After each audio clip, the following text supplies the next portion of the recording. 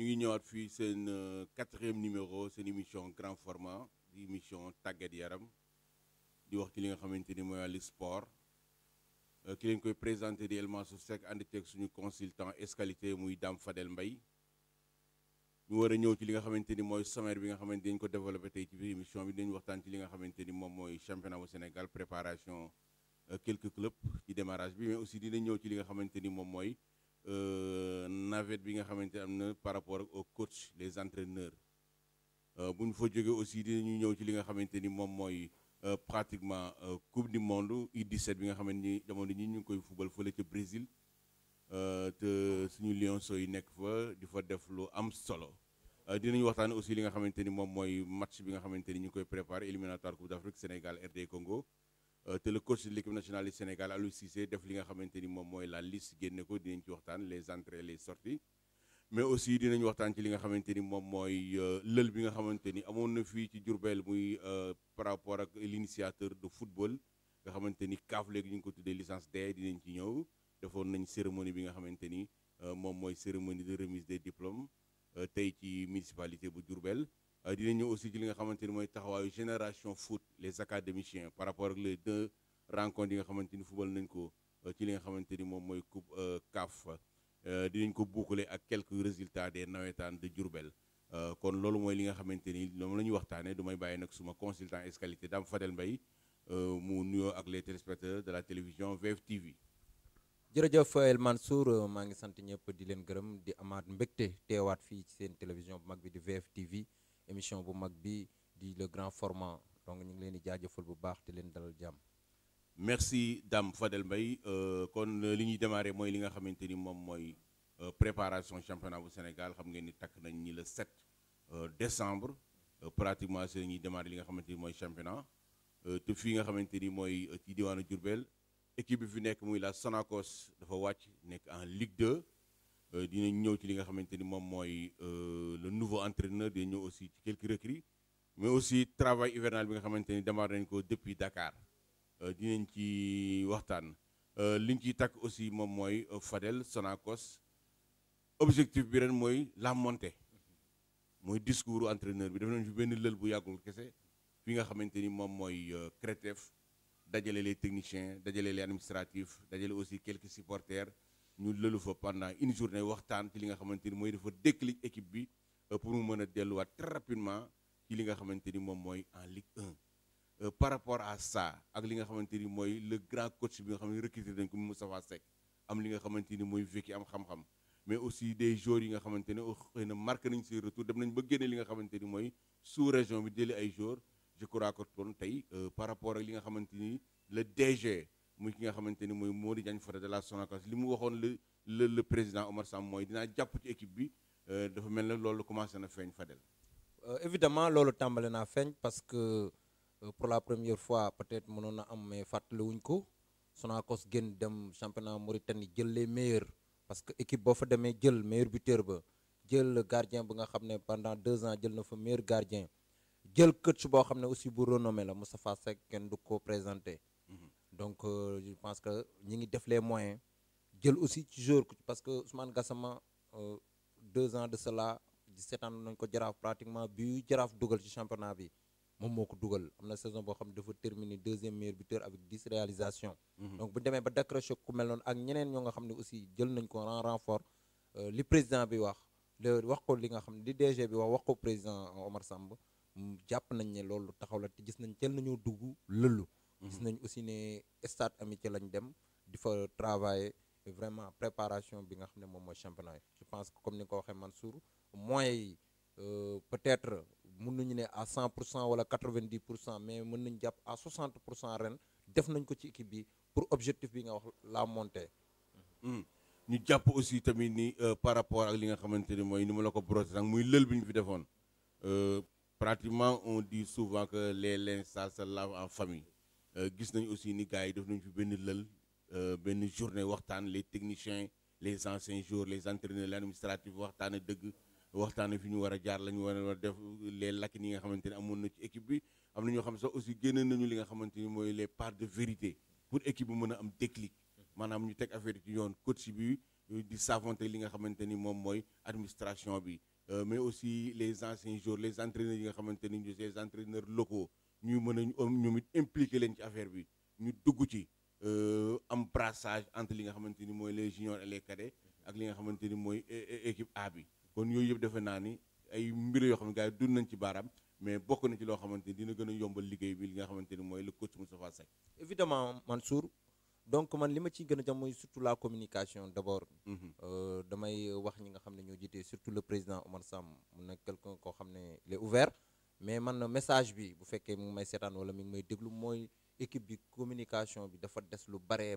parce que man autant bu ma bëggee xam information ci Sonacos vu les matchs donc il suffit ma jël Mansour page am ubbi ko xool soo ko am résultat bi donc équipe bi ba léegi population bi xamuñu ñan ñooy arrivé yi équipe bi population bi ba xam ne xamuñu ñan ñooy départ yi équipe bi peut-être am na ci ñoo xam ne bu ñu xamee parce qu'il faut le dire ça ne veut pas dire que ne c'est Mansour qui est là peut-être moo tax may wax mais ñu bari bu ñu xamee tey le nouveau coach de la Sonacos c'est grâce à Mansour Seck ça veut dire que il faut que ñu communiquer mettre les moyens communication bi nit ñi nekk bu ñu ko defee rek population bi peut-être lacune yi ñu am wala aussi doute yi ñu am ci équipe bi dina xaw déjà mi ngi wàññeeku mais dina gën a wàññeeku ba nit ñi collège bu baax a baax ci li nga xam ne moom mooy équipe bu Sonacos bi li ci des moom mooy aussi les supporters comme nañ ko def nañ benn pas bu am solo woon nañ ñëpp parce que boobu gis naa fa les anciens joueurs gis naa fa aussi des techniciens gis fa aussi tamit ñi nga xam ne vraiment mënoo wax footballu njaareem te dugg leen ci woo nañ leen waxtaan nañ leen mais li ma leen di ñaan loolu li nga xam ne lañ wax foofu yëpp incha allah buñ ci jógee tënk nañ ko certes bind nañ ko mais buñ ko jël rek teg ko ci poubelle bi nañ ko jël parce que la fa gën lépp xam-xam la parce que boobu ñëpp a ngi ci wax yow mi fekk naa la fa vraiment def nga fa discours boo xam te lépp ñi ñuy wax rek pour lu jëmale équipe bi kanam la parce que ñun amuñu lu dul Sonacos bëgguñu lu dul Sonacos pense que tey deuxième division bu nekk nii war nañ fa mën a jóge nekkaat première division te buñ fa nekkee incha allah rabi ñu des fa te gëm naa ne nii ñuy ko tàmbalee équipe bi dina ñëwaat li nga xam ne moom mooy première division Mansour. Merci Fadel je crois que laal nga point bu am solo muy sur le plan de la communication wax nga ko surtout ñu accentuer ci bu baax parce que tey au Sénégal tey xale boobu ñu ko defal ma classement équipe nationale bu Sénégal day commencer ci gardien bi ba dina la waxal sax les remplaçants noonu lañ koy defee ci Barça ak Real de Madrid ak yeneen ak Liverpool dañu lay jox classement bi kon tey aussi les Diourbellois war nañu mën a xam l'équipe de la Sonacos kan mooy entraîneur bu bees bi yenn joueurs ñoo fi jógee daaw départ ñan ñooy les arrivés loolu aussi communication moo ko waroon mën a maye tey li nga xamante ni moom mooy les moyens de communication réseaux sociaux yi dañ ci am doole mais les télévisions ak li nga xamante ni aussi moom mooy les rajo am nañ ci doole mais gars yi war nañu mën a approcher ba nga xamante ni cellule de communication bi dañ ko étoffer mu gën a yokk ba nga xamante ni gars yi dañu mën a nekk au diapason de l'information par rapport ba tey ci li nga xamante ni moom mooy Sonacos wax nga sànq les recrues de Mauritanie wax nga aussi le meilleur buteur de l'année dernière nekkoon Jaraaf de Dakar wax nga aussi li nga xamante ni mooy les joueurs yi nga xamante ni c'est des joueurs maintenus mais aussi l'entraîneur chevronné ñëw nga ci mais moom dañu gis ni d'habitude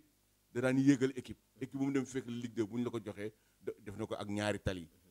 def na ko ak AS Pikine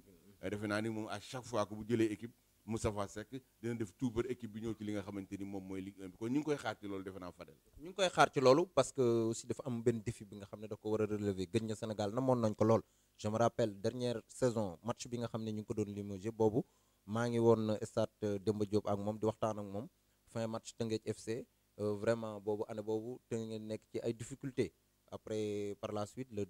laaj li nga xam ne mooy démission bi ñu paree waa Mauritanie jël ko ci la dem ça veut dire que nam na Sénégal am na benn défi bu mu fi relevé am na aussi benn revanche ñu baal ma ci terme bu mu fa parce que dafa nekkoon coach yi nga xam ne jël na ko fi meilleur coach de l'année ligue professionnelle ligue Sénégal professionnelle de football mooy seen cérémonie bi ñu def récompensé ko fi ñaata yoon nekk na fi aussi tamit coach boo xam ne vraiment comme ni nga ko waxee ay défi yu mag a mag parce que toon la ñaari tali nga yéegal ko donc mu nekk national mu nekk Ligue 2 nga yéegal ko yóbbuwaat ko Ligue 1 donc jugee ci équipe boo xam ne équipe traditionnelle la di équipe bu nawetaan kooku am na li nga xam ne moom mooy métier kooku am na li nga xam ne wooy woo xam ne vraiment du fay mukk mais nag dafa amaat beneen défi bi nga xam ne tey ren moom la war a relever mooy lan Sonacos bi nga xam ne dafa wàcc muy équipe fanion de la ville nekk équipe bi nga xam ne vraiment dafa marqué histoire football autant la SCB de Diourbel donc ren bu ñëwaatee ci équipe boobu ñëw fii aussi tamit ay objectifs yoo xam ne parce que Moustapha Seck am na discours boo nga xam ne maa ngi koy dégg mu koy wax ça veut dire que moom nee na dafa ñëwul non seulement pour yéegal équipe mais dafa ñëw pour mainteniraat équipe bi bàyyi ko fa ça veut dire que vraiment gars yi jox nañ ko confiance bi signé na fi te en quelque sorte na ko ñëpp jàppale parce que gis naa ci moom loo xam ne vraiment c'est un coach waxuma xam-xam bi kooku on n'en disconvient même pas mais li nga xam ne mooy amouram ci li nga xam ne moom la am ci équipe bi mu yor. et puis par rapport ak li nga xamante ni mooy l'engagement ak beneen souffle bi nga xamante ni pratiquement ki nga xamante ni mooy le président am na ko muy le président Omar Samb parce que ñi nga xamante ne ay xaritam lañ ay proches am lañ waxtaan ak moom sur les parts de vérité ren aussi gis nañ ñu jël na beneen engagement pour investir ci équipe bi pour équipe bi gaaw a dellu li nga xamante ni moom mooy Ligue 1 parce que Diourbel Fadel dafa mérité nekk ci li nga xamante ni mooy Ligue 1 parce que boo xoolee ci li nga xamante ni mooy histoire muy taarix depuis li nga xamante ni mooy la SIB de Diourbel nga xamante ni ñoom Lamine Ndiaye ay Ibou Ndiaye ay Karim Sey ay Félix Gomis ay El Hadji Mamadou Keita Moustapha Sarr bu gàtt ak bu njool nekkoon équipe bu mag ay Mabouri Niang ñi nga xamante ni aussi comme des gardiens Badou Mar Sagar Koné nekk ñoo xam ne dañu abagay marqué histoire football bi nga xamante ni mooy Diourbel ba génération bi nga xamante ni moo nekkoon ay ñoom Mbarka Diouf ñoom Séga Dieng ñoo ñëpp nga xamante ni jaar nañ fi ñoom Ansoumana Ndiaye Vieux Ndiaye ba ñëw ci ñoom Xaasa Sall defe naa ne ñoom ñëpp dañu nekkoon en Ligue 2 taxawal li ak en Ligue 1 du moins taxawal li nga xamante ni mooy équipe bi défendre couleur Diourbel gis nañ ni nag ren nag tey objectif bi moom mooy delluwaat li nga xamante ni mooy Ligue 1 mais am na ñaari lakin yoo xamante ni aussi Fadel am na benn bi moom mooy ñu ngi koy waxtaane muy problème mu stade gars yi ngi koy joytu xam nga sax déjà am na ay marches yu gars yi waajal am na slogan yu gars yi génn ci réseaux sociaux yi pour la réhabilitation du stade Ely Manel Fall de Diourbel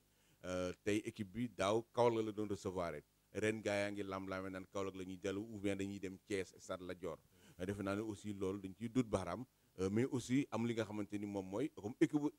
industrie la boo xamante ni mun nañu wax ni am nañ les moyens tey Modou Diagne Fada Diourbel waaye li ñu koy wax moom mooy équipe bi am benn bus climatisé bu baax ni ko yeneen équipe yi amee boo xamante ni tey dinañ ci mën a dugg di dem football tranquillement te joueurs yi duñ sonn. évidemment comme ni nga ko waxee d'abord dafa nekk loolu nga xam ne ay priorité la stade bi je pense que tey jii nii pendant 2 ans yi nga xam ne équipe bi mi ngi dem di génn je vois normal équipe bi di jóge fii li nga xam ne moom mooy Diourbel di dem loger au niveau de Kaolack te depuis SCB ba léegi le minimum waroon nañoo am benn makkaan bi nga xam ne vraiment mën nañ jàpp ne foofu ba alaa yow mi diin Sonacos foofu fay nekk mën naa ne sax siège am parce que espace bi amoon na Diourbel moyens yi Sonacos ñàkk ko parce que bokk ci budget yi gën a mag ci championnat bi parce que waroon nañoo am heure bi dëkkuwaay bi nga xam ne maison lañ koy wax benn quartier général Sonacos waroon na ko mën a am muy équipe bi nga xam ne chaque fois ku ñëw fa nga leen di fekk foofu la ñuy dellu fa la ñuy nekk bu match jotee nag ñuy génn moo xam muy jouer ci dëkk bi foofu la ñu fekk foofu mooy nekk seen base mais tey jamono yi li ñu mën a gis mooy que tey cité lañ leen xamee woon cité dem nañ ba jumtukaay bi peut-être demewul noonu ñi ngi xool ba xam dañuy génn def location je pense que loolu lépp c'est de l'argent boo génnaatee Kaolack lañ fa nekk yëpp bu ñu la waxee budget bi ñaata lañ fa gën je pense que war nañu réfléchir par rapport wut benn makkaan bi nga xam ne moo xam ci ville bi lay doon moo xam ci alentour moo xam ci yeneen kii boo xam ne Sonacos a koy jël tabax ko ba mu jekk ku ñëw xam ne voilà moom mooy quartier général équipe bu Sonacos bu Diourbel tey loolu pour man lu yomb la ci Sonacos bu Diourbel parce que buñ ko li nga xam ne loolu moom mooy projet la rek buñ ci taxawee rek incha allah loolu parce que pourquoi pas sax mu am benn terrain d'entraînement ci biir nga xam ne joueurs yi buñ ci xasee dugg duñ génn duñ dem fenn loolu war na mën a yomb te incha allah maa ngi leen di ñaan aussi di leen lancer appel ñu taxaw ci loolu parce que tey di louer fii di dem fii wala boo demee Kaolack loger foofu vraiment day nekk lu nga xam ne sa xaalis bi day dem budget bi doo xam ñaata la aussi tamit moyen transport comme ni nga ko waxee pratiquement club yi yëpp léegi ñu am bus mais Sonacos lu ñuy xaar ci mu am benn bus climatisé comme ni nga ko waxee joueurs yi nekk confort bu ñuy football yi parce que yooyu tamit dafa bokk ci li nga xam ne moom mooy dund footballeur professionnel loolu nag Mansour bu ñu ko defee je pense que ci yeneen paay rek ci côté stade bi comme ni ñu ko waxee aussi daaw waroon nañu mën a toog comme amuñu stade bi je pense que ne tey bu ñu amoon benn gazon bu ñu ci tegee rek équipe bi déjà dina mën a recevoir parce que déjà la fédération ñëw na fi keroog boobu dem nañ rendre nañ compte nee nañ may nañ leen fekk championnat bi dinañ fi ñëwaat inspecté mais ba léegi ñoom bu ñëwaatee égal 0 parce que amul dara loo xam ne fu ne nii teg nañ ko fa loo xam ne lu concret la ba tey bu fédération ñëwee dina mën a jox li nga xam ne moom mooy dina jox li nga ne feu vert pour ñu mën a recevoir à Diourbel parce que stade bi ni mu ni kenn mënu fa recevoir rek je pense que comme ni ñu ko waxee rek équipe bi ren forcément day génnaat recevoir moo xam Thiès lay doon wala moo xam fu ñu ko bëgg rek mais Diourbel fu ne ak état yi parce que teguñu ci lenn lu nga xam ne vraiment lu taxaw la lu nit mën a suqandiku pour mën cee football. xamante ni mooy page Sonacos si bu ñu fi mel na Cheikh Gueye nga xamante ni yoroon na Sonacos daaw malgré que àggalewul li nga xamante ni moom mooy saison bi moom it def na li nga xamante ni mooy déplacement ku ci mel ne Aliou Ousseynou Sène moom it tey jàpp nañ ñi def na déplacement Dame Fadel. waaw comme ni nga ko waxee noonu la donc ki nga xam ne moom mooy Mbour Petite Côte bu Mbour Petite Côte dafa nekk équipe bi nga xam ne bu difficile bu coach la parce que ñoom duñ la may rafatul ay ni comme ni ko gars yi waxee je pense que bu fa delloo tamit résultat lañ koy laaj comme ni mu demee Sonacos ñàkk fi résultat ba limogé ko ñu ngi koy ñaanal réussite foofu aussi mais je pense que aussi tamit dëkk bu naqaree coach la muy Mbour Petite Côte parce que ñoom obligation lañ lay wax résultat soo ko deful defal lu mat 5 journée wala 7 journée résultat amul je pense que ñu supporters ñoom duñu hésiter muy dëkk bu méttee métti muy en tout cas terrain piège terrain miné la fa def noonu la demee fu ne noonu ci fi nga xam ne moom mooy Mbour de l'autre côté ñu ngi koy ñaanal aussi bonne réussite ci li nga xam ne mooy tâche yu bees yi ki nga wax Aliou Ousseynou Sène Jeanne d'Arc Dakar Jeanne d'Arc daaw malheureusement manque de chance laay wax parce que li nga xam ne moom mooy dernière journée bi pratiquement bi mu desee 2 journées de la fin seen qualification yéeg ci li nga xam ne mooy national 2 bi ci lañ ko ci la avorté donc ren mu ñëwaat avec des ambitions parce que gis nañ ki nga xam ne mooy Aliou Ousseynou Sène qu'on ne présente plus jaaroon Sonacos moom tamit di def ay défis yu mag di yéegal équipe yi je pense que ren moom tamit avec Jeanne d'Arc est-ce que dina leen yóbbu national 2 voire ligue bu fa jógee yóbbu ligue 2 parce que xamuñu contrat bi ñaata la ñaari at la wala 3 ans wala 4 ans mais de toute façon am na défi bu mag a mag parce que bleu blanc yi gars yi namm nañ leen te moom rouge blanc la nekkoon ca Wakaam donc je pense que maîtriser na bu baax a baax li nga xam ne moom mooy équipe Jeanne d'Arc de Dakar. Jeanne d'Arc de Dakar bu ñu ko waxee par rapport ak ni ñu ko xamee woon xam nga nekk na équipe bi nga xamante ni moo njëkk a final li nga xamante ni mooy Coupe d'Afrique le temps de le président Omar Seck defoon ci équipe bi lu am solo recruter ay xale yoo xamante ni ñu fàtte ay ñoom Dame Ndoye ne woon ci équipe bi ay ñoom ay ñoom Amiens ay ki nga xamante mooy Pape Ñoxor Fall ay waaw comme capitaine nekkoon équipe boo xamante ni aussi am na lu bare demoon sax ba ci sous-région jël ay burkinabé ñoom Narcisse indi leen fii ak un malien le libéro là kon jàpp nañ ni GIA boobu gars yi namm nañ ko parce que GIA buñ daan wax classico au Sénégal dañ daan wax ni Jaraaf GIA mooy doon classico kon GIA bu fekkee dañu toog pratiquement léegi mu mat 7 ans ou 5 ans gisatuñ ko ci li nga xamante ni mooy élite bi nekk na lu metti parce que équipe boo xamante ni dañuy wax tey ay Feu Baba Touré dañuy wax ay Christophe Sagna dañuy wax ay Alpha Touré dañuy wax ay Sega Sakho joueurs yu mag yooyu nga xamante ni aussi marqué nañ seen histoire ay Lamine Mbuub marqué nañ seen histoire ci footballu Sénégal ak ci équipe nationale tey dañuy jàpp ni équipe boobu war na mën a ñëwaat très rapidement ci li nga xamante ni mooy Ligue 2 bi ba ñëw ci li nga xamante ni mooy Ligue 1 bi kon dañ koy souhaiter li nga xamante ni mooy bon vent comme nga xamante ni mooy Ousseynou Sène avec la Jeanne d'Arc de Dakar mais de même que notre ami Cheikh Gueye moom it mu dem ci équipe boo xamante ni Stade de Mbour Diourbel xaw na ko familier parce que ñun daan nañ fa roote le grand gardien Sakar Koné xam nga Stade de Mbour la jóge woon Mapuri Ñaa aussi Stade de Mbour la jóge woon ñëw fi nga xamante ni moom mooy SIB bu Diourbel bari na ay joueurs yu bari yoo xamante ni jóge nañu Mbour ñëw football si bi nga xamante ni moom mooy SIB bu Diourbel kon bu ñu jógee foofu Fadel dinañ dem ci li nga xamante ni moom mooy coupe du monde bi nga xamante ni ñu ngi koy football jamono ji ca Brésil muy les U17 te Sénégal commencé progresser ci li nga xamante ni mooy petite catégorie bi mu mel na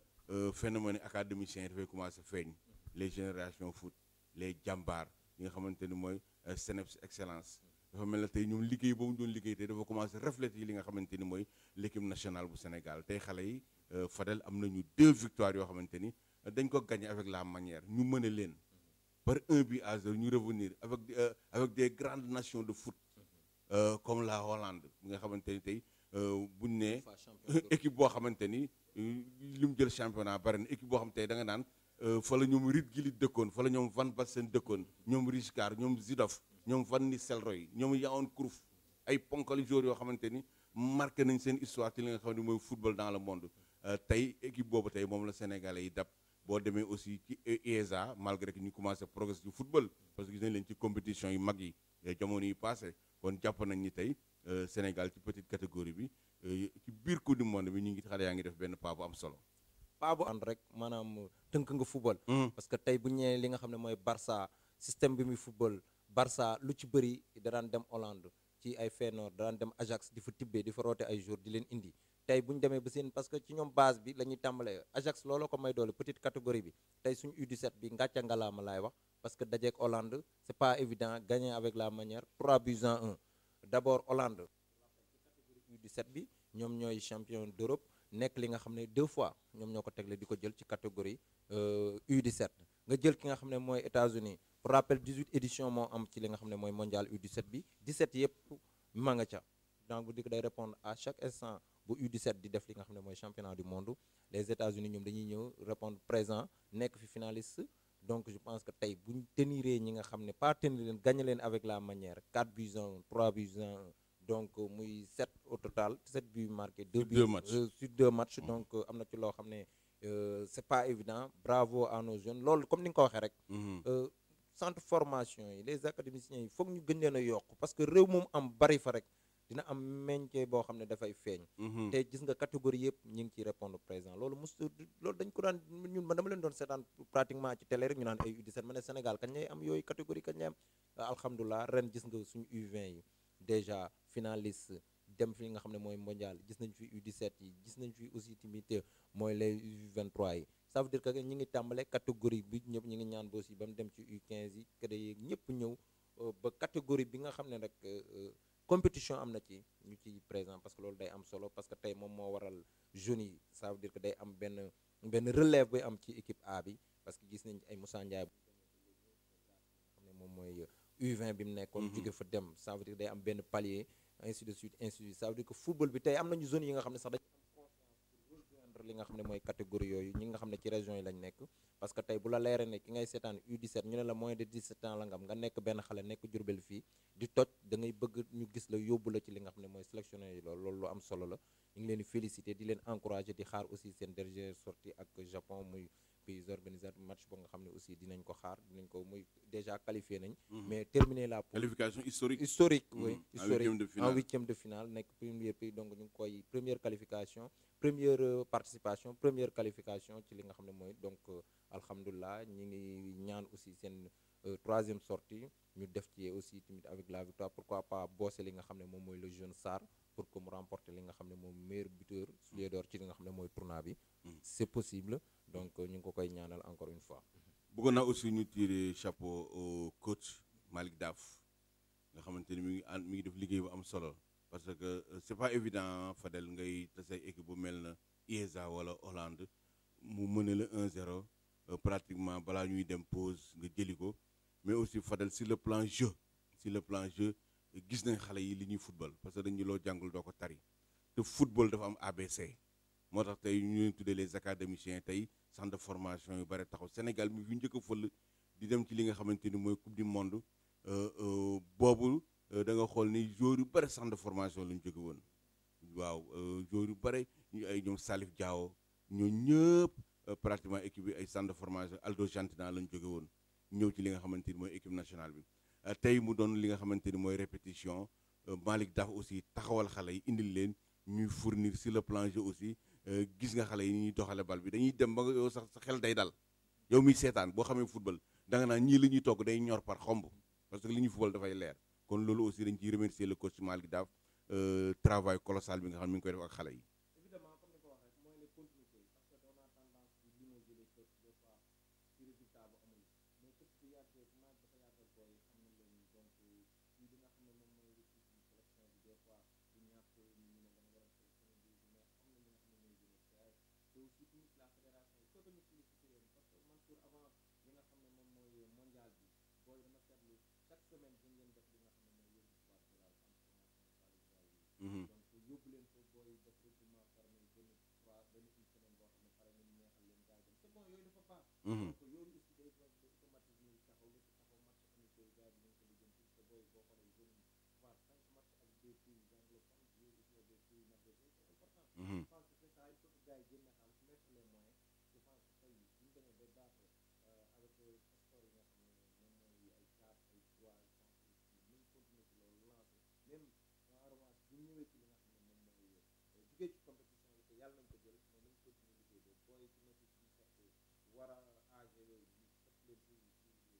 catégorie U20 yi donc ñeneen ñi aussi moins de 19 ans yi ainsi de suite parce que mën nañ dem ba Sénégal dootu am problème ci yenn catégorie pourquoi pas parce que bu ñu ko jël trophée bu mag bi sax mën naan jàpp yenn catégorie yi dinañ rafetlu yëpp parce que yoon waa ngi am na place finaliste première fois ci catégorie U20 je pense que U17 bi aussi tamit finaliste je pense que à la place c'est dina créer li nga xam ne mooy temps yi nga xam ne Sénégal ñu ngi koy jouer dernier trophée kon mi ngi noonu loolu mooy li nga xamante ni pratiquement mooy les informations par rapport ak la coupe du monde U17 ñu koy football actuellement au Brésil. Sénégal amagum 2 victoires gagné IESA gagné Hollande war a football ak Japon ci li nga xamante ni moom mooy pratiquement 3e match am mais pour le moment avec les 2 victoires 6 points ci poche am qualifié na ci li nga xamante ni mooy 8e de finale bi li muy wuti moom mooy jéem a jël li nga xamante ni mooy première place bi pour match am bu mujj loolu moo ci nekk ñu jàpp aussi. si tamit am na des joueurs yi nga xam ne aussi yi ngi leen ko doon xaar bu baax a baax mais gisuñu leen Diao Baldé comme niñ ko expliqué di problème familial bi nga xam ne aussi tamit moom moo ko sàkku comme ni nga ko waxee rek gis nañ tamit que le jeune Naby Sarr donc Naby Sarr di joueur boo xam ne aussi tamit papaam Boubacar Sarr lokkoon mooy papaam donc woo nañ ko moom autant gars yi bëgg nañ ko buy baree bari mais malheureusement mu ñëw mais ren la ko yàlla dogal gisaat nañ ko ci équipe bi ñu koy xaar bu baax a baax ci équipe bi nga xam ne mooy Sidi Sarr aussi tamit ñëwaat na gannaaw bi mu defee match ci digganteem suñu digganteek équipe bi nga xam ne moom mooy Brésil ñëwaat na ci équipe bi donc dans l'ensemble 23 yooyu di match ba nga xam ne le 16 la éliminatoire CAN 2021 muy am fële ca Cameroun Aliou Cissé nag dévoilé li nga xam ne mooy liste bi surprise yi bariwul certes am na ci joueurs yi nga xam ne vraiment moom li ñu leen laajee laa wax na ne ñi nga xam ne amuñu compétition certes du leen mën a jël mais gis nañ le cas de Ismaïla Sarr tamit parce que il ne joue pas dans son club gis aussi Moussa Wagué aussi il ne joue pas dans son club mais dañ leen gis ne woo na leen donc ça veut dire que des fois ni nit ñi loolu lañu traîné ku footballul gis joueurs yi nga xam ne ñu ngi briller en championnat mais du leen jël mais gis joueurs yi nga xam ne aussi duñ jouer bu baax a baax duñ jouer seen équipe régulièrement mais da leen di jël mais Famara Diédhiou aussi buñ ko fàtte ñëwaat na ci li nga xam ne mooy équipe gannaaw bi mu duggee contre Brésil penalty bi Mansour. merci Dame Fadel kon jàpp nañ ni li ñuy terminer rek mooy lël bi nga xamante ne amoon na tey fii ci Diourbel muy pratiquement remise de diplôme licence des CAF te it ay xale yu Diourbel yu bari yoo xamante ni dañuy def initiateur di des anciens footballeurs tey ci présence le président de la ligue de football bu Diourbel ak ki nga xamante ni mooy le directeur technique national Mayacine Mar ñu ngi woon Diourbel tey doon joxe li nga xamante ne xale yooyu mooy seen lijaasa parce que defoon nañ fi lël bu am solo fii ci nga xamante ni mooy stade Ely Manel Fall pendant plus de 10 jours ñu leen doon tàggat ba ñu am licence boo xamante ni tey fu nekk mën nañ fa entraîner ci Sénégal mais ci sous région yi ba Gambie ba Guinée mën nañ fa dem doon fa ay entraîneur kon nekk na lu am solo kon defe naa ni Fadel dañuy ndar képp li nga xamante ni mooy suñu émission rek muy grand format ñu leen koy amal tous les semaines ci li nga xamante ni mooy la télévision VFtv ki leen koy présenté di El Mansour Seck alias Magne ànd ceeg li nga xamante ni son consultant escalité muy Dame Fadel Mbaye ñuy remercier les téléspectateurs di leen jox beneen daje beneen yoon ci beneen numéro seen émission grand format